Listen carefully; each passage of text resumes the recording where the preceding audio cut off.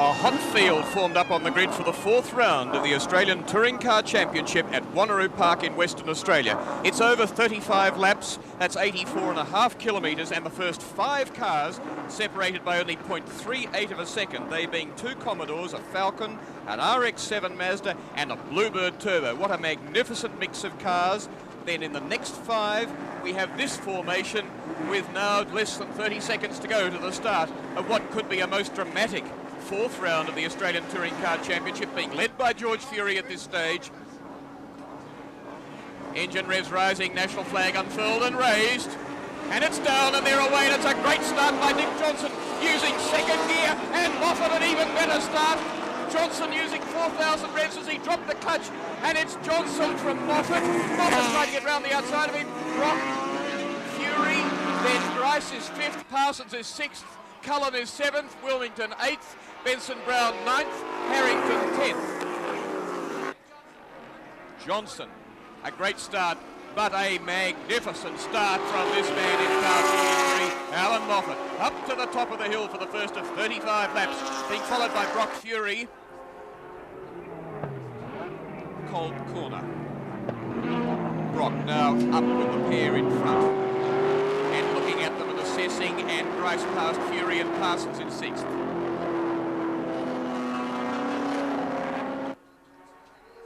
Ready mixed straight for the first time, and Peter Brock ranging up on the outside of Allan Moffat in car number 43. Brock in car 5 in the red and white, and on to the main straight now at the end of their first lap, their first of 35. So it's Dick Johnson in the blue XE Falcon, Allan Moffat in second place, and Peter Brock on the outside. Squeezes the Commodore through into second place under brakes. Has he got him? But Moffat fights back.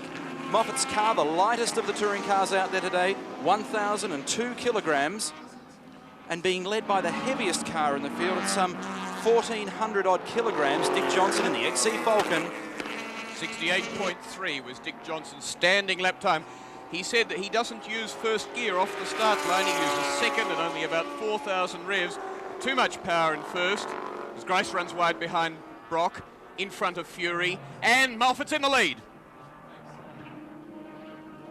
Johnson might crack back at him on the exit, but under brakes, Moffat, I think, will murder him down at Kodak Corner at the end of the long straight. Have a look. Yesterday he was devastating them under brakes, as Johnson under power has him, and now watch the braking. But Johnson's got him covered. Moffat dives across the track to the inside as Peter Brock ranges up on the outside once again and challenges Moffat at the end of their second lap. And now Brock goes for the inside underneath Dick Johnson. So, from first to third in half a lap for Allan Moffat. Still Grice 4th, Fury 5th. Was that some smoke from Grice's car? And then Parsons is 6th, Cullen 7th. Moffat. Harrington 8th. Wilmington, Benson Brown 9th and 10th. Now watch Moffat as they go down towards Kolb Corner in the lighter car as he ranges alongside Peter Brock. And look at Fury though, nibbling at Grice, as again Moffat, this time not thrusting for first but trying to get out of third. Dick Johnson with a lot of oversteer on the XE Falcon on that occasion. Well, Dick Johnson yesterday was sitting on pole position until the dying moments of practice, and he did a truly heroic lap time. The job he did. Brock will not get him there, but will duck back to the inside on the exit, and could have him down the straight because he can get out of the corner better than Johnson. Both of them running the Dunlop 021 compound. Under brakes, we've got the third of 3 different leaders. So, with 3 laps completed, they're on their 4th. We've had 3 different leaders, each of the first 3 cars at the moment. Still Grice, Fury behind them, Parsons, Cullen, Harrington, Wilmington and Benson Brown.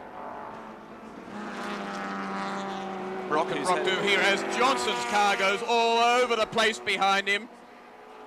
And Dick's got a big heart and tons of experience in that car, but boy, he's fighting a losing battle as Moffat realises that grabs second. He wants to continue or renew the argument with Peter Brock. Still Fury. I was going to say still Fury, it's not still Fury, Fury's past Grice. So Grice, who really hasn't been up in the very front-running pace for the entire weekend, is now relegated to 5th place.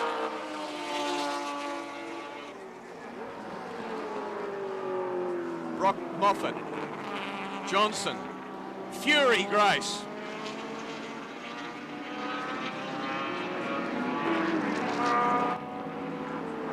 Parsons just nipping in the back of picture there in 6th. The Tasmanian privateer dairy farmer doing a great job.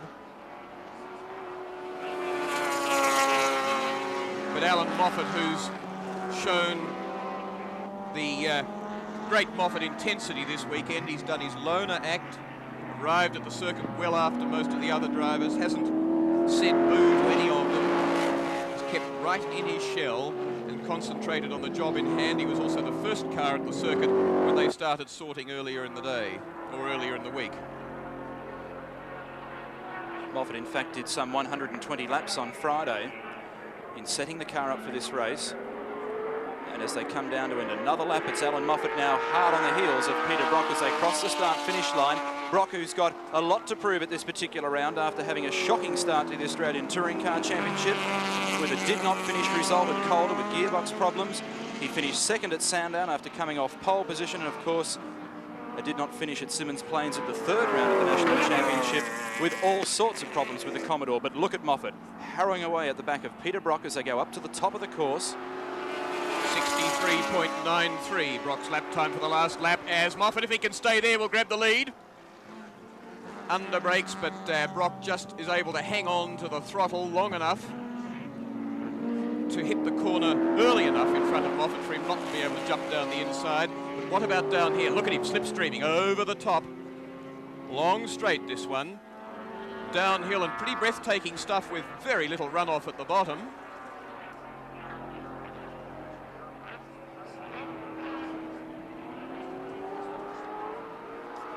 Moffat, the lightest car but the least powerful in the field, a 64.4 that lap for Brock. Look how Moffat gets out of this corner as he widens the opening to it. Well set up for the Cicchelli S's, trying to find a way around. He's trying to find a way around everywhere.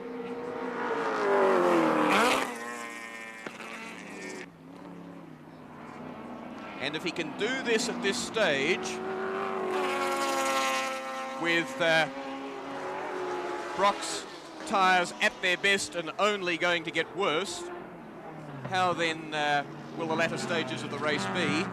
Grice is in the pits at this stage, so the man lying 2nd in the point score on 50 points from victory in the last 2 rounds at Sandown and at Symmons, in the pits, and therefore a chance of major placing gone. They had some problems with that car yesterday after it blew a lower radiator hose off in the 2nd session of practice, and they had a nagging problem all weekend with a little oil leak that they just could not trace. They also changed the differential this morning after a warm-up session as Brock does a 64.31. Johnson is in 3rd, just in front of George Fury. And they changed the differential later today, so Parsons is 5th, Harrington is 6th. 7th is Wilmington, 8th is Clive Benson-Brown. Warren Cullen also in the pits with engine problems. He knocked a gudgeon out of the engine on Friday, had an engine change on Friday night, and again changed the engine last night after having a gudgeon flown from Melbourne. Braking duel possible here, but not quite close enough, and Brocklock not leaving anything open on the inside. And again, the squirt of the V8 here is defeating Moffat each lap. He can't stay with it to slipstream it down the straight and then outbrake it at the bottom. It's a long, steep haul up there, and look at the distance Brock pulls out, and then look at what Moffat does to him under brakes. The diminution of speed does constantly bring the cars closer together anyway physically, but nevertheless he's also pulling time. 64.4 that lap for Brock, so sitting in around the 64.5, just under. Brock's car weighing in the Saturday weigh-in session at 1,232 kilograms, just 2.5 kilograms over the minimum weight for the Commodore as prescribed by the Confederation. Fury is 3rd, in front of Johnson 4th, Parsons 5th, Harrington 6th, Wilmington, Benson, Brown. Moffat once again all over the back of Peter Brock like a cheap suit as he goes underneath once again and gets through. Allan Moffat back into the lead. Peter Brock goes for a tighter apex on the turn, an earlier apex, but Moffat's got the little Mazda wound up. Brock should have him down the straight, but it might make Moffat close enough to be able to bring him undone again under brakes. Is this the end of the V8 challenge in round 4?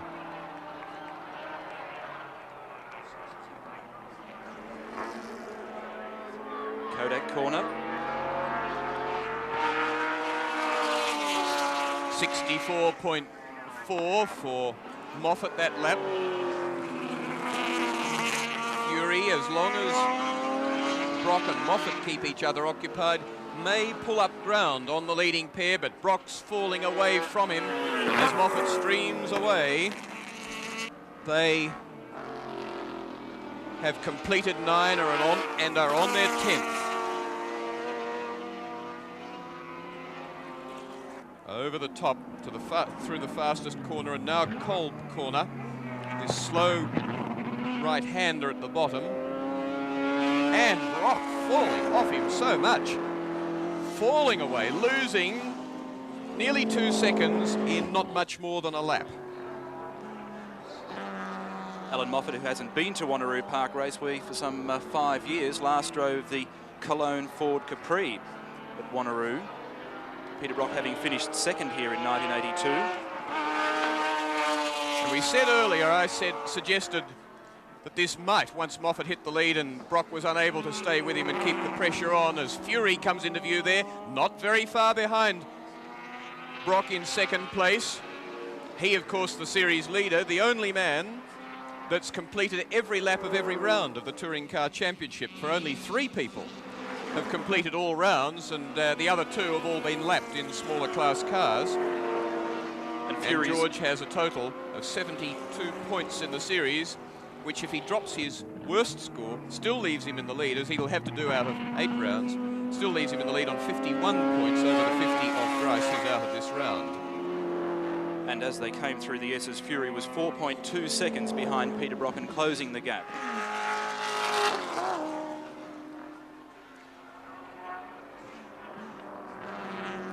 Moffat is now about 1.5 seconds in front of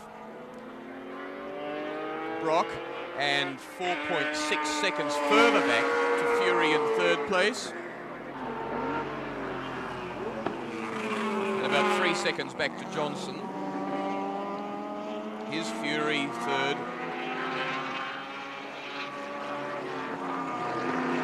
Turbo Bluebird with an amazing little power plant underneath it, 1770cc, turbocharger producing about 2400cc, 5-speed gearbox, a car that is about to lose some 15 odd kilograms because the Nissan team manager Howard Marsden is building a 3rd car for the Endurance Championships. They're going to put a new roll cage into the car and lighten the car off, making it more competitive once again. It weighs in at the moment at some 1,042 kilograms.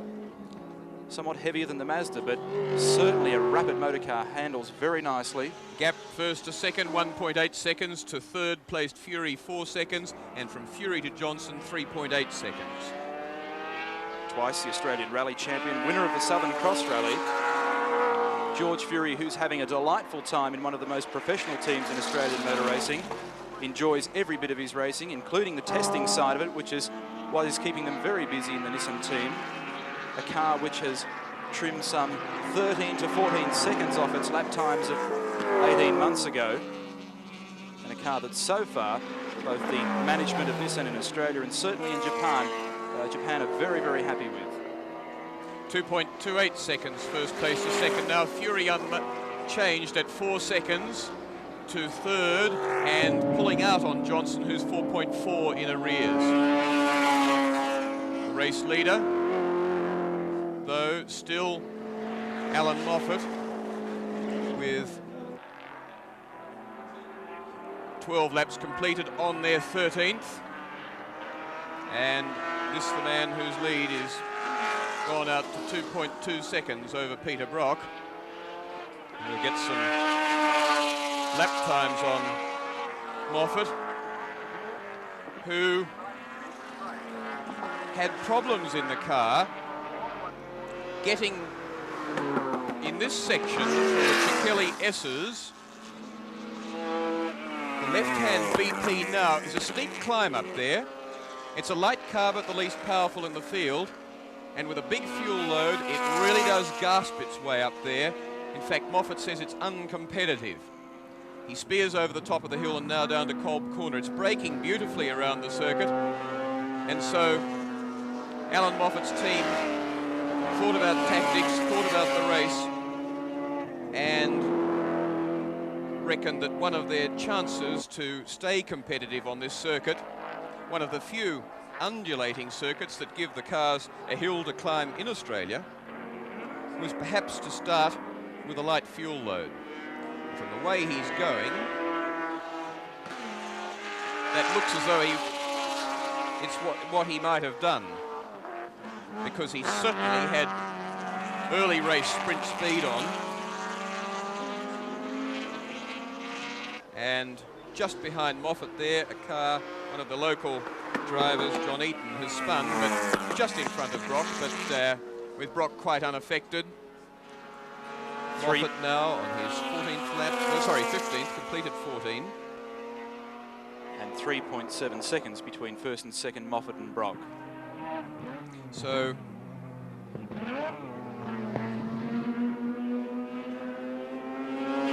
this is the situation in the Touring Car Championship as it is at the moment. George Fury, the man lying third in this race at this stage, leads the series overall. From Alan Grice, retired from this race, Moffat, who's leading it, Harrington, who's lying fifth, Murray Carter, who's not competing, nor is Laurie Nelson, Dick Johnson, who's fourth, Cullen, who's retired, Gary Rogers, who didn't start, Peter Brock, who's running second, Bob Holden not running, and Clive Benson-Brown, who's running around at the moment in 8th place. And now 3.5 seconds between Peter Brock in second position and George Fury in third in the Turbo Bluebird.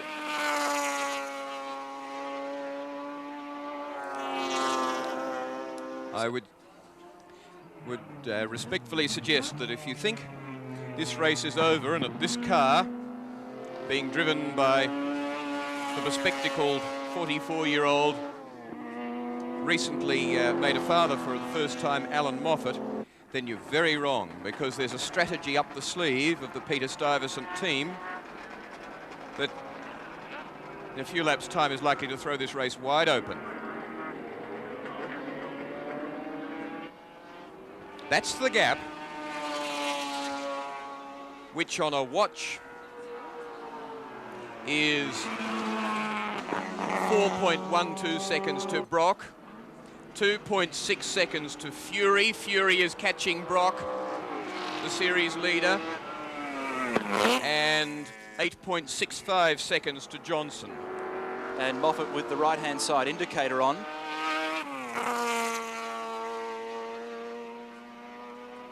All of the teams have their own separate codes in the use of the indicators in as far as conveying messages to their crew. So it's going to be very interesting to see what, in fact, Allan Moffat is going to do at the middle stages of the fourth round of the 1983 Australian Touring Car Championship, with the fifth round coming up next weekend at Adelaide.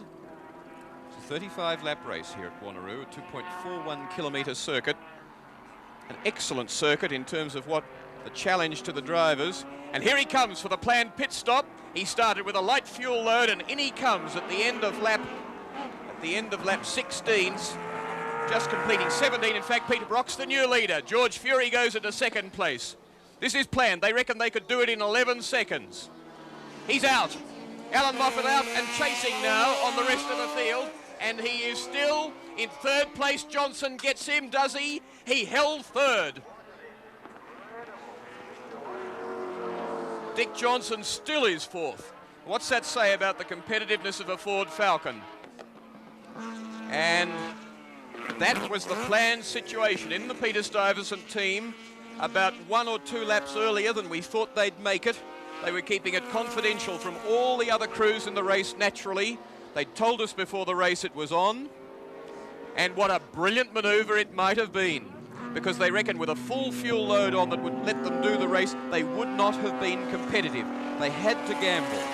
They told the clerk of the course there were no limitations on speed in and out of pit row. They told the clerk of course what they were doing. They've done it, and now we have to wait and see if it's worked. Brock, across the start-finish line. Moffat 10.5 seconds behind Peter Brock at this stage. And Fury could be our fourth race leader because he's not very far behind Brock at all. He's 1.5 seconds behind Peter Brock. 1.5 seconds from the lead, the series leader. Moffat, 8.1 seconds behind Fury, so 9.6 behind the race leader, Brock. And Johnson already falling away from the flying Allan Moffat.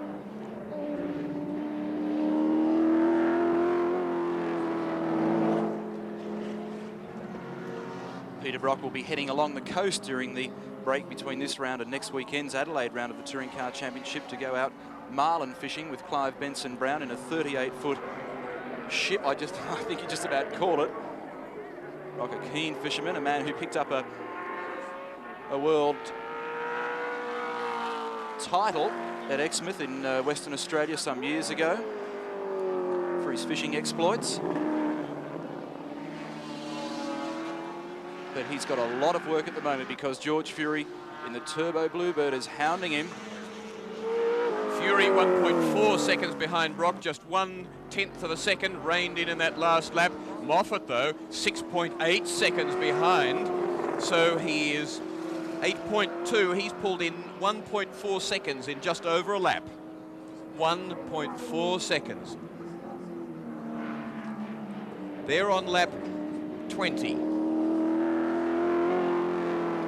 Out of 35.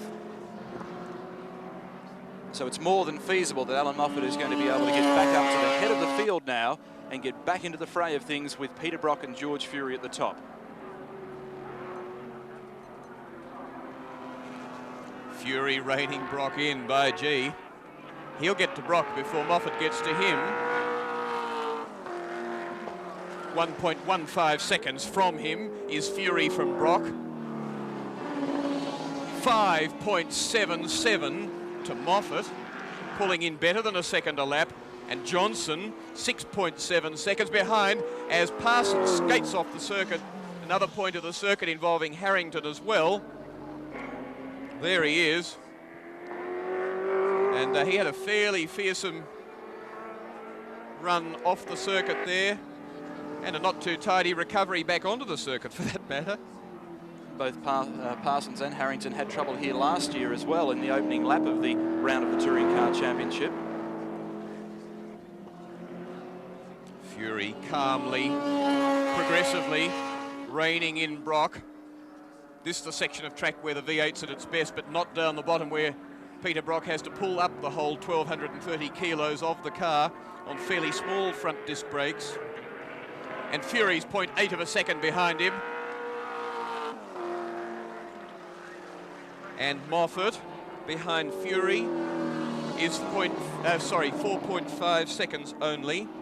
So it's 5.3, the gap first to third, and it was 9.6 when Moffat rejoined. What a good motor race.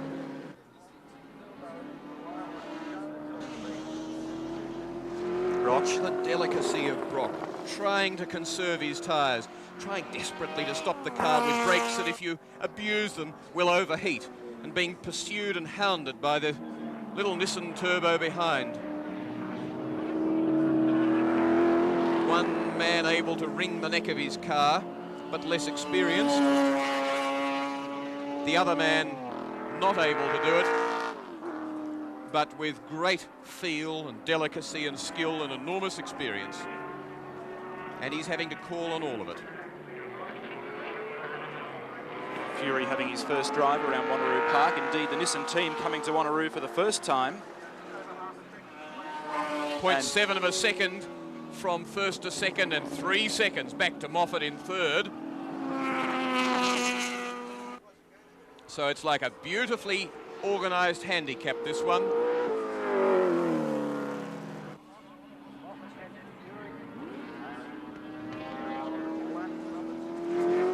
And look at Fury now, right in the slipstream of the Commodore as he goes across to the inside as they crest the top of the hill and down towards Kolb Corner. And it's the farmer from Telmelmo in New South Wales, just out of Albury, and sometime bus driver who's now hounding for the lead of the 4th round of the Australian Touring Car Championship, coming to you live from Wanneroo Park in Western Australia. Moffat still in 3rd place, and he's almost rejoined the fray. The RX7 magnificent under brakes on this corner, Kodak corner, on the 2.41 kilometre circuit. 0.6 of a second from Brock to Fury, and look how little it is back to Moffat. 2.4 seconds. He might have stayed in his own cocoon this weekend, but he didn't stop him thinking, and it didn't diminish his fight or his determination to win or his ability to come up with new ideas. And where we once thought that Fury might hit the lead and certainly was going to get to Brock before Moffat got to him, the opposite's happening. Now Moffat is closer to Fury than Fury is to Brock, and almost certainly we'll have him fairly soon. 63.34 Moffat's last lap, and coming up to complete 24 laps. They have 11 laps, remaining at the end of this one. So that daring bit of tactics by the Peter Stuyvesant Mazda RX7 team just might pay off in the way that it is at the moment in Formula One, as Fury holds him out but won't down the straight, and Moffat goes back to 2nd place. And now only has to wrestle with Peter Brock to regain the lead of the race, as Fury tries to duck his nose back in the right-hand side, but not quite quick enough to do it. Moffat with 3 Australian Touring Car Championships to his credit in 1973, 6 and 7. Peter Brock also with 3 championships in 74, 8 and 80, so between them half a dozen Australian Touring Car Championships. Being followed by a man with 2 Australian Rally Championships and great deeds on the dirt in forests in the dead of night. And look at this, after that pit stop and the lead of the race, after they've run 24 laps. Last year's race run at an average speed of 132.4 kilometres an hour.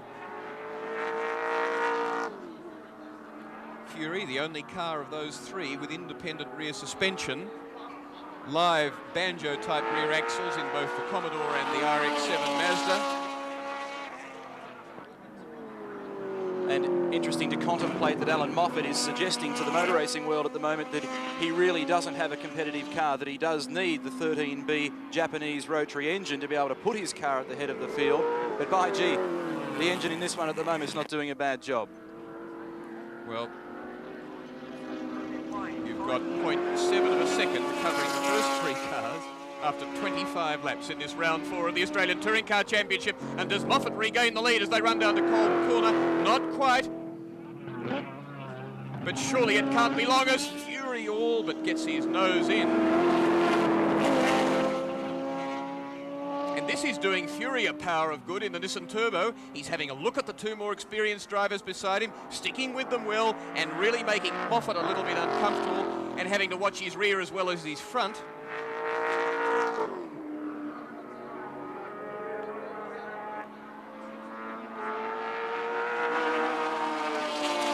Brock glancing across to the pit crew, and Larry Perkins and John Harvey in the pits giving him all the signals, but he can see it at the moment as Allan Moffat drives around the outside. Brock loves that and would not any way have got round Brock there. Brock would have Moffat in that position every day of the week, would suit him just fine. Just fine. That didn't worry Peter Brock one whit. As soon as Moffat started to make ground, Brock ran wide and said, "Cut back, boy, I need the track." Of course, the thing that a lot of people don't realise is that the Mazda is a rather tyre-sensitive car too. It's not just a case of driving the pants off it for the entire period of time as he goes round the outside again. Same thing here, and Brock says, well, it worked. What does he say? Amazing. Well, he says that I'd better see what 5 litres can produce for me now over the back and down the hill. And he comes back into the lead, and this is Brock at his most determined best, and Moffat about as determined. And the man with the big car with enough skill really can dictate, can Brock go on dictating to race end. He's completed 27 laps. Fury tucked in there in third, and Moffat really has the most mammoth task, because with Fury behind him, he's got a double job of covering himself as well as attacking, and that's most difficult. Moffat lost a little bit of ground that time along pit straight as he came out of Kodak corner, but regains it once again over the top of the rise. Looks almost good enough there. Brock was a bit wide, but he's got a lot of speed down there. Oh, and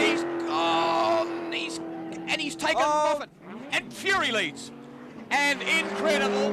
And Brock, I was wondering how he was going to stop the car, and he didn't. And how long since you've seen Peter Brock spin a car?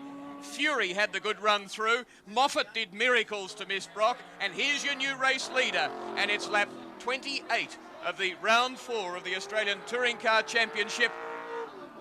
And now Fury all but oversteps it, and Moffat comes back at him.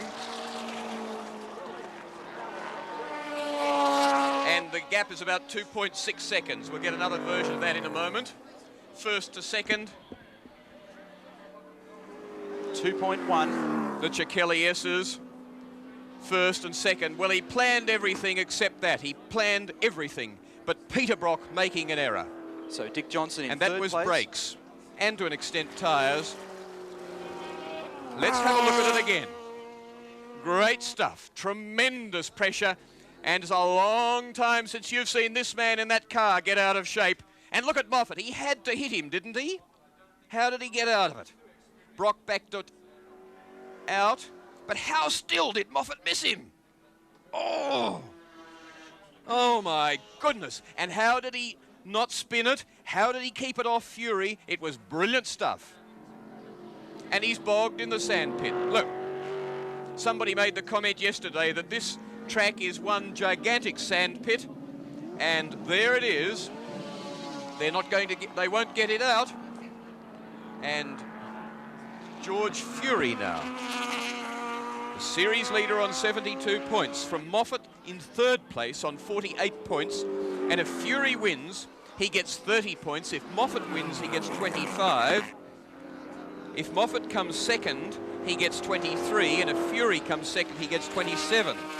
So Fury is in a pretty handy situation.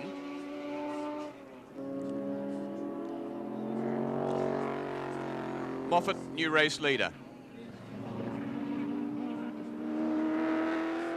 Fury trying to come back, but frankly, I don't think he's got the measure of him.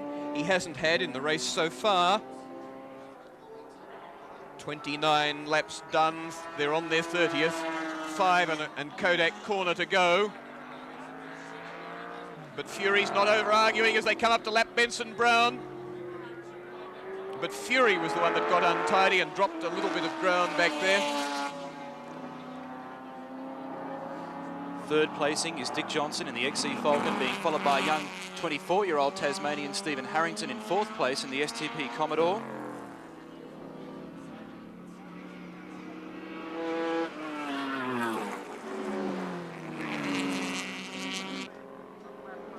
And Moffat seeking some revenge on the touring car field after having some enormous scraps in the second and third rounds.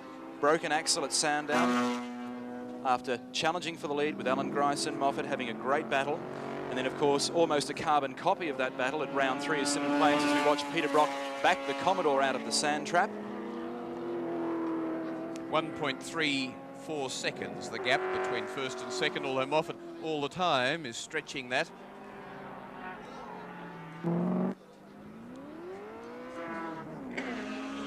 So that it's now over 2.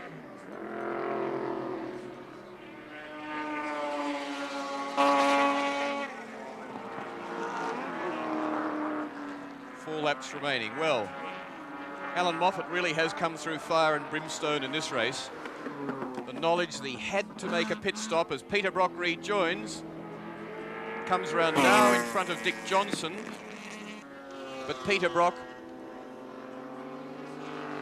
went off on lap 27 and has lost 3 laps. So he is tail end Charlie. He's 9th in the field at this stage. still give him some points in his class. 13. Will give him 9 points in the over 3 litre class.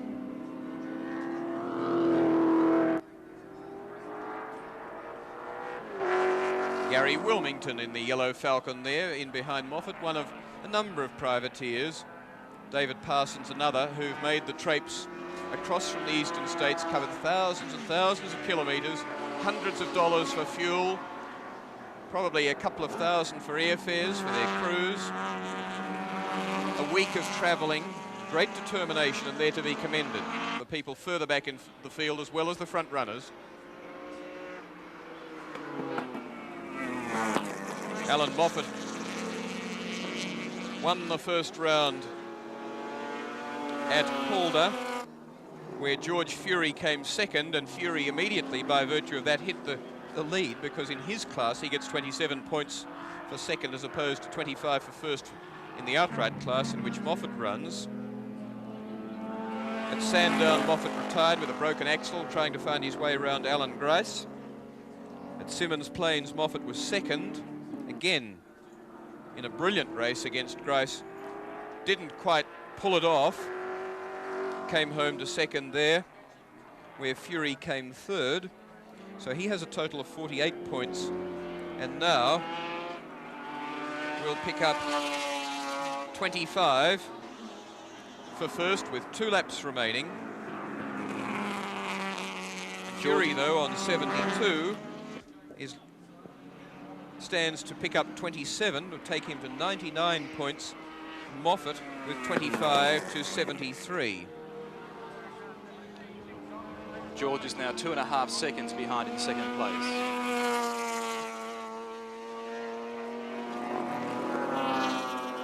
There's Moffat, and there's second place. The gap to Fury as the locally run Les Verco Mazda RX7 goes through.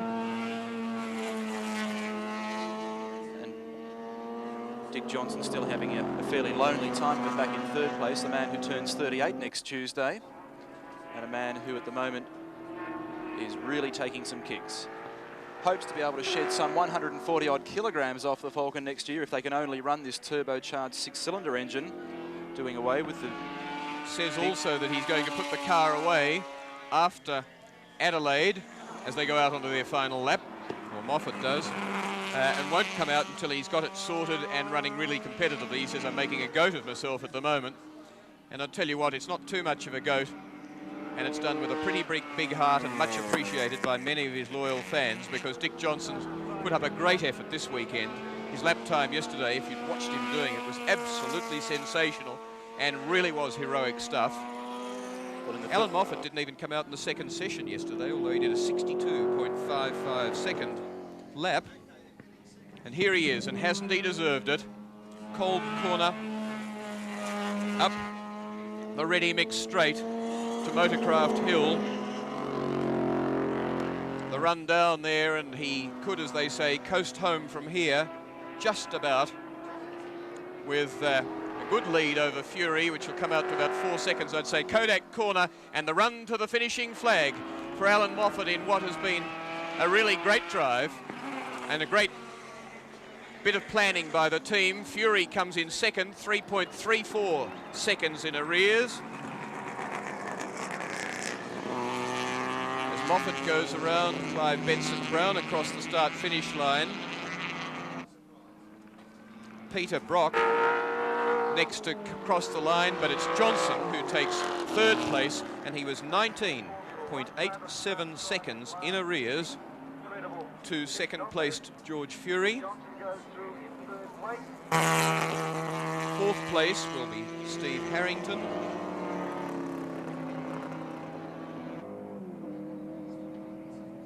And there's your race winner.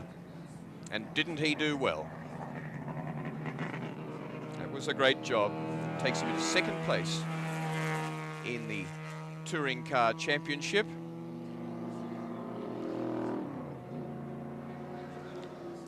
The winner of the fourth round of the 1983 Australian Touring Car Championship, Allan Moffat.